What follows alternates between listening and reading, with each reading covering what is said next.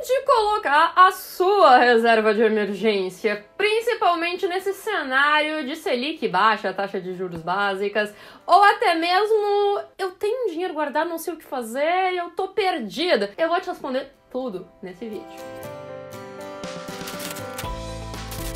Oi, eu sou a Gabi. Se você é novo por aqui, não se esquece de se inscrever, ativar o sininho, compartilhar esse vídeo, porque isso ajuda eu divulgar o meu trabalho. Eu gostaria de saber de vocês aqui nos comentários, vocês têm reserva de emergência? Onde que ela tá? Quanto que ela tá? E se você não sabe nada sobre o que é reserva de emergência, vamos começar por aí, porque depois eu vou te dar 3 indicações de investimentos de onde você pode deixar a sua. E também eu vou dar um spoiler de onde eu deixo a minha. Então, entrando nessa nossa recapitulação do que é uma reserva de emergência, ela é algum dinheiro guardado que vai nos trazer segurança, estabilidade, tranquilidade na nossa vida financeira, na nossa jornada para a prosperidade, e também dá essa tranquilidade em relação a todos os nossos outros investimentos. Eu particularmente não gosto de falar muito de reserva de emergência como investimento, por mais que ela seja um investimento, mas eu gosto de tratar ela como a segurança, a estabilidade. Então eu sempre peço que as pessoas esqueçam da parte de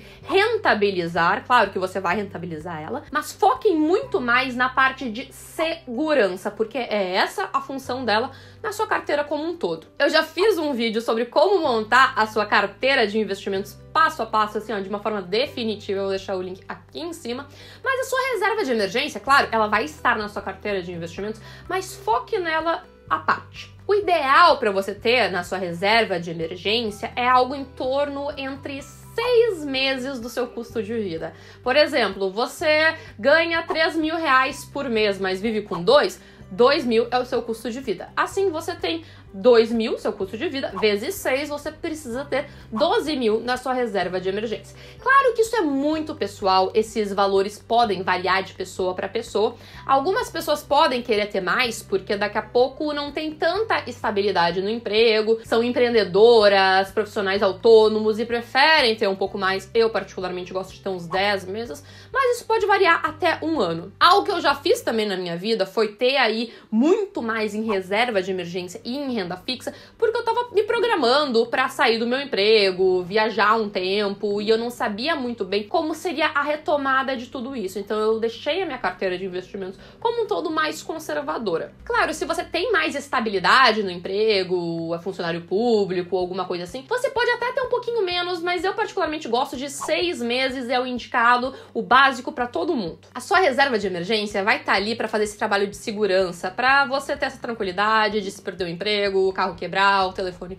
for roubado, qualquer coisa, você tem esse dinheirinho ali que você pode pegar e tá tudo tranquilo. Então, por causa disso, a gente, como eu comentei, foca em segurança e não em rentabilidade. Por isso que mesmo com a Selic caindo aí, os investimentos para reserva de emergência não mudam tanto. Eu já fiz um vídeo também, eu vou deixar aqui em cima para você dar uma olhada, como a Selic caindo nesses novos patamares mais baixos dela, ela afeta todos os seus investimentos. Então dá uma conferidinha ali depois que você terminar esse vídeo. Ok, então vamos começar as nossas indicações aqui. Eu trouxe basicamente 3 indicações que são as melhores opções para você ter a sua reserva de emergência. E eu também vou dizendo aí mais ou menos para quem que é adequado ter em cada uma delas, beleza? Vamos lá, então. A primeira de todas elas é no Tesouro Selic. Sim, esse investimento está rendendo menos, mas eu quero que você entenda que a sua reserva de emergência não é para ganhar muito dinheiro aí. Ela precisa apenas corrigir contra a inflação. E é o que o Tesouro Selic garante. Ele é o investimento mais seguro que existe no Brasil, porque ele está atrelado ao Tesouro Nacional, e para o Tesouro não pagar, ele vai ter que decretar dívida e vai ser uma complicação.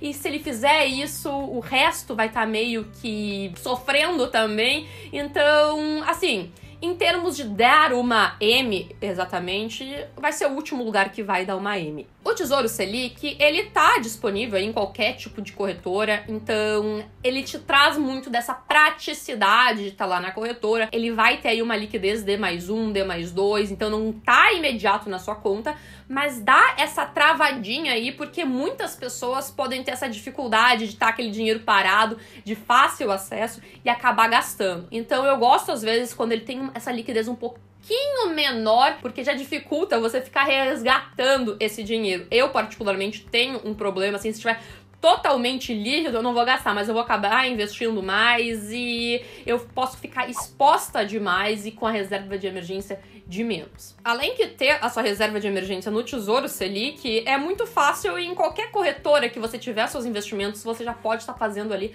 a sua reserva de emergência sem nenhum problema. A segunda opção seriam em bancos digitais. Aí a gente principalmente tem o Banco Inter e o Nubank. Eu já fiz uma comparação desses bancos com o Tesouro Selic, eu vou deixar aqui em cima, mas basicamente eles vão render quase a mesma coisa que o Tesouro Selic e eles vão ser tão seguros quanto. O que difere é para quem é mais indicado esse tipo de investimento. O Nubank vai te trazer ali com a NuConta a opção de você já investir esse dinheiro quando você coloca o dinheiro lá, ele já tá rentabilizando. Você ainda pode guardar esse investimento dentro do próprio Nubank. É muito bom para quem consegue ter esse controle de estar com essa liquidez imediata, porque sim, é muito válido, porque se você tiver um problema agora, você já pode resgatar a sua reserva de emergência, mas para mim dificulta um pouco porque é muito imediata. Então, eu particularmente aqui gosto muito de ter aí um pouquinho da minha reserva de emergência no NuConta, que eu utilizo sim, porque facilita isso, mas não toda ela no NuConta, porque eu fico um pouquinho aí com essa questão de já tiro tudo, depois eu recoloco, e isso não vale. Isso não funciona muito bem comigo, pelo menos, mas se você quiser, e lembrando que você pode diversificar em alguns outros tipos de investimento. O Banco Inter, quando você coloca o dinheiro diretamente no Banco Inter, ele já não está rentabilizando, você tem que colocar lá na CDB do Banco Inter, mas também não dificulta muito e você tem essa liquidez imediata. Vai servir basicamente da mesma coisa que o NuConta. Então é muito de você, se você utiliza esses aplicativos, esses bancos digitais, eu acho que é desnecessário você abrir uma NuConta ou uma conta no Banco Inter simplesmente para sua reserva de emergência, mas é válido aí de você identificar o que você quer com cada uma delas. A nossa terceira opção são em fundos de investimento. E calma, aqui a gente tem alguns fundos, excelentes recomendações. Hoje existem diversos fundos de investimento que eles apenas investem no Tesouro Selic e eles acabam não cobrando taxas de administração nem taxa de performance. O que acontece? Não seria a mesma coisa que investir no Tesouro Selic ou investir nesses fundos de investimento? Não, porque quando a gente investe no Tesouro Selic, a gente investe como pessoa física e a gente acaba aí tendo que pagar uma taxinha de meio ano para B3. Já os fundos de investimento, eles investem como pessoas jurídicas e eles não precisam pagar essa taxinha. Então aí no médio, longo prazo, isso dá uma diferença, não é tão relevante, mas eles também conseguem te dar uma liquidez aí imediata ou D+1. O que acontece é que esses fundos, especificamente, eles acabam sendo disponibilizados apenas na corretora da que faz a gestão desses fundos de investimento. Isso serve como uma forma de atrair os clientes e a corretora como um todo dá esse serviço aí para melhorar a experiência do usuário. Vamos dar um exemplo. Existe o Trend DI Simples FI-RF, que é um fundo gerido pela XP. Logo, ele só está disponível na XP e na Rico. Na Orama, existe o fundo Orama DI FI-RF Simples LP. Eu sei que os nomes são meio complicados, mas calma, não tem muito mistério. Esse fundo, ele também só está disponível na Orama. Da mesma forma que o BTG tem aí o fundo BTG Pactual Digital Tesouro Selic Simples FI-RF. Existe um fundo assim também na Investimentos, que é uma corretora atrelada ao Banco Santander.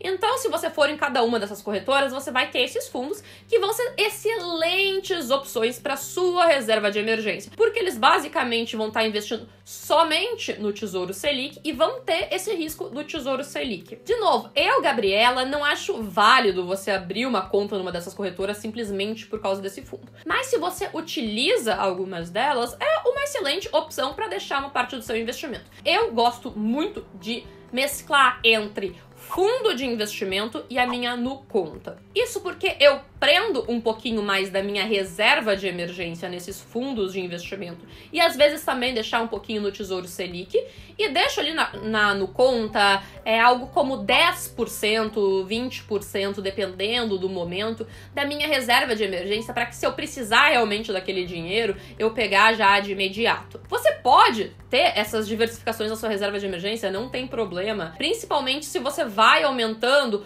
o volume da sua reserva de emergência. Tudo que é bom pode ficar melhor, então aqui eu vou ter uma indicação, um bônus extra. Você também pode deixar sua reserva de emergência em algum CDB pós-fixado com liquidez diária. O que é isso, meu Deus? Eles basicamente vão estar rendendo a mesma coisa aí que esses fundos de investimento, o Tesouro Direto, vão estar rendendo 100% do CDI. Cuidado nisso, não pegue nenhuma CDB que renda menos que 100% do CDI. E eles podem estar disponíveis em diversos outros tipos de corretoras. Eu, particularmente, não gosto de ter essa indicação, porque vai muito de você entrar na corretora, dar uma olhadinha, e isso pode mudar de tempos em tempos. Já as minhas indicações anteriores, elas são meio que batidas aí, vão estar sempre disponível, de boa, e você pode utilizar elas sem nenhuma preocupação. E você? Qual dessas indicações você achou mais ideal para você? Deixa aqui nos comentários. Eu também quero saber quais são as suas dúvidas, dificuldades no mundo das finanças, investimentos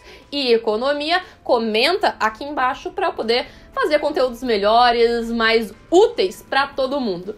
Eu vou ficando por aqui. Um grande beijo e até a próxima!